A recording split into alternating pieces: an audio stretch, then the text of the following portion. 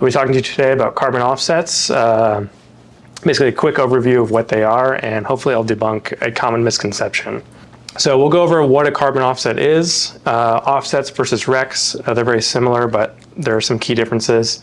Some common offset projects, what to look for in a carbon offset project, when to purchase an offset, how to purchase, and then we'll kind of wrap it all up. So a carbon offset in general is a tradable certificate or credit that represents a reduced amount of greenhouse gases in the atmosphere. So these carbon offset projects, or the carbon offsets purchased go to fund projects that either reduce, avoid, destroy, or sequester greenhouse gases. A big misconception with carbon offset credits is that if someone's buying a carbon offset credit, then they're greenwashing, and that's not true. Carbon offset credits are a very viable way to reach your net zero targets, and they're a good way to reduce your overall emissions. There's some key things that go along with that. The most important one, the one we'll touch on a couple of times, is additionality. So for a project to be a carbon offset project, it has to be additional. And it's very confusing on what that means. Essentially, it means that this project would not exist if the carbon offset market did not exist. So I think a good example of this would be a reforestation project. If someone wants to create a forest to sequester carbon, that project likely would not have happened if they weren't selling these carbon offset credits. There's really not a good reason to just make a forest for no reason. So they're making that forest to sell carbon offsets, and that is additional. So carbon offsets versus renewable energy certificates, or REC, very similar. They're both tradable certificates in ways. Big difference is carbon offsets represent 1 metric ton of CO2 equivalent, whereas contrasting that with a REC, that is 1 megawatt hour of renewable electricity. So a good way to think about this would be through the scoped emissions. When you calculate all 3 of your scopes, your company then has, their total emissions that they have released into the atmosphere. So the carbon offset, at the end of all that, you can purchase carbon offsets, and that will offset those emissions. Contrasting that to the RECs, then, those come from renewable energies, and those are solely attributable to your scope 2 emissions, which is like your energy purchasing. So carbon offsets are for your carbon, renewable energy is for just energy. The other key difference would be RECs can be business as usual.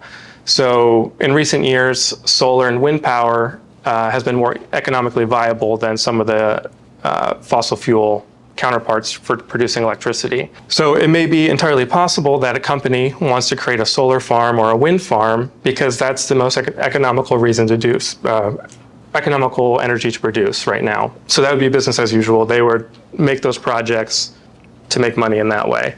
Contrasting that then to a carbon offset, the additionality rule applies. So their main driving purpose for creating this project would be to reduce their carbon emissions and sell carbon offsets.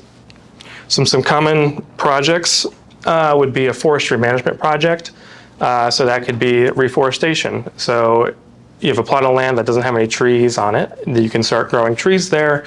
That tree material will sequester carbon. The soil will sequester carbon. And then there's different ways to track that, but then you can sell carbon offset credits. Another example would be underdeveloped cook stoves. So in some underdeveloped communities, they use fire to cook food. Some projects go in and they implement high efficiency cook stoves to replace those fires. And that, again, will reduce a lot of carbon emissions. Another example would be landfill gas to renewable gas for electricity.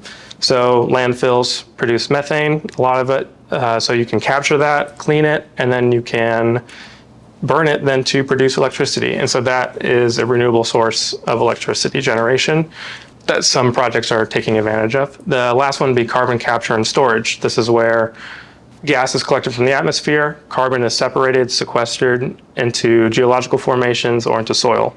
So there's a few things to look for when looking to buy carbon offset. So these projects, again, that they need to be additional.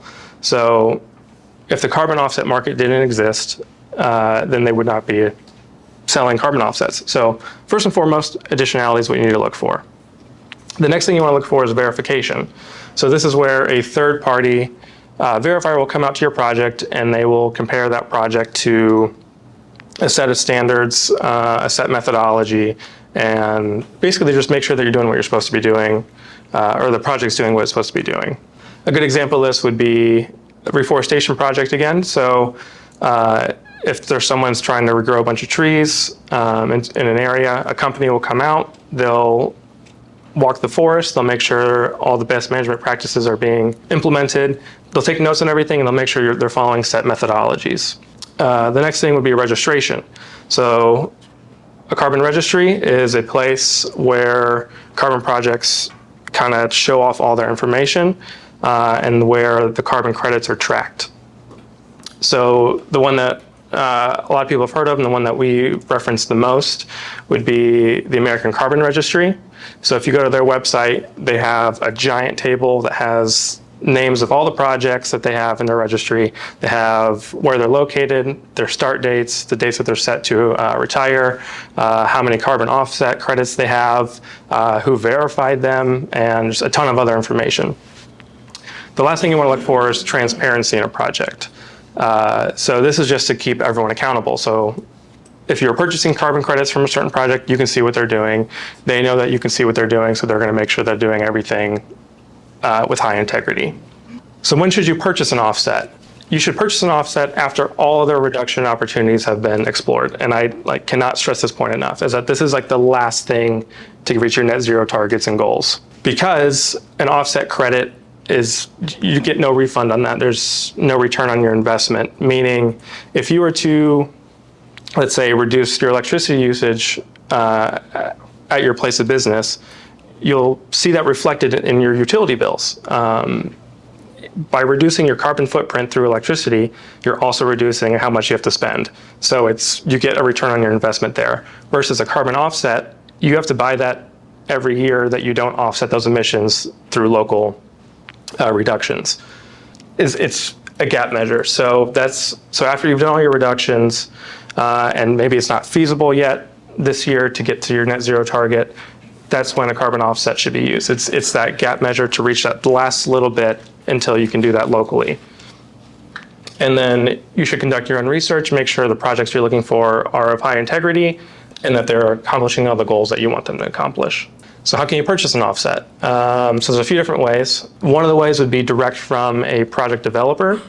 So if there's a project developer that you've heard of or that you've worked with before or it's been recommended to you, you can contact them directly and you can buy carbon offset credits directly from those developers. There's an online carbon exchange. There's a bunch of them online. This would work almost like any other stock exchange, basically.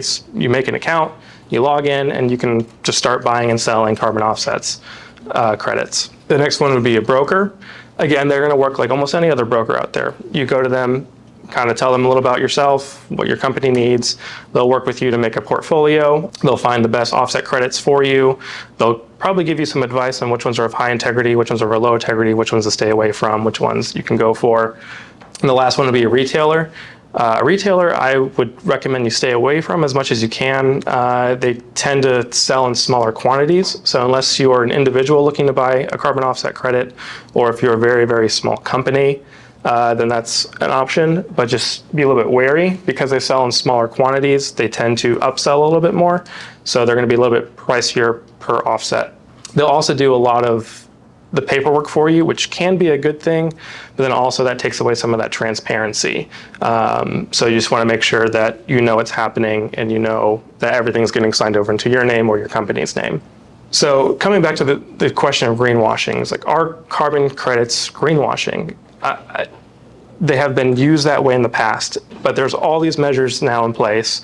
The additionality rule, the third-party verifier, the registries, these are all in place to ensure that greenwashing doesn't happen.